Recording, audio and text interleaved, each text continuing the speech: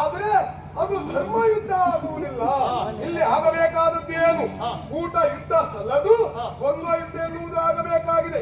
ಆ ಕಾರಣಕ್ಕಾಗಿ ನಮ್ಮ ಐವರಲ್ಲೇ ಒಬ್ಬ ವ್ಯಕ್ತಿಯನ್ನ ನೀನು ಆಯ್ಕೆ ಮಾಡಿಕೊಂಡಂತಹ ವ್ಯಕ್ತಿಯನ್ನ ನೀನು ಸೋಲಿಸಿದೆ ಅಂತಾದ್ರೆ ಈ ಮೇದಿನಿಯನ್ನು ನಿನಗೆ ಬಿಟ್ಟುಕೊಟ್ಟು ಉಳಿದವರನ್ನ ಪಾದ ಸೇವೆ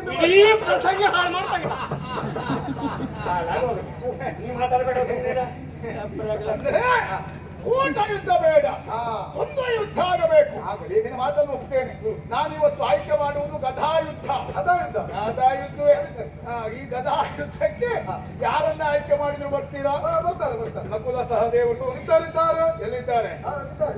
ಕರಿಬೇಡ, ಮರ್ಯಾದೆ ಪ್ರಶ್ನೆ. ಅರ್ಜುನ ಇದ್ದಾರೆ. ಒಳ್ಳೆ ಏನೋ ನೋಡಿ ಯಾರು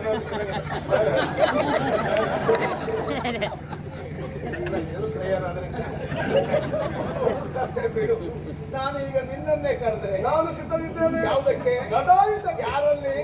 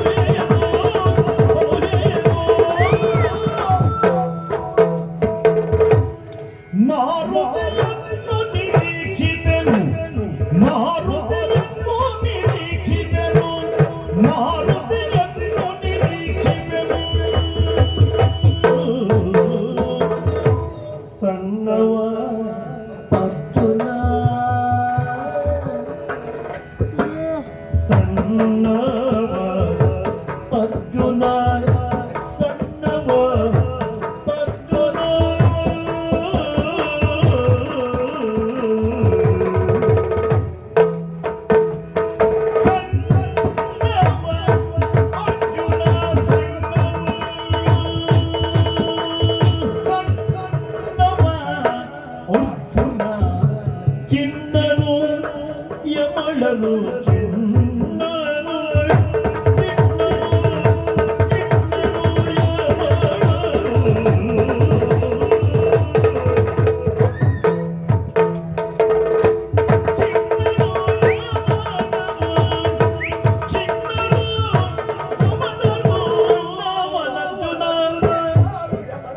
ಚಿನ್ನರು ಯಮಳನು ಸಣ್ಣವನರ್ಜುನ ಚಿನ್ನರು ಯಮಳು ಚಿನ್ನರು ಯಮಳು ಅರ್ಜುನ ಸಣ್ಣವ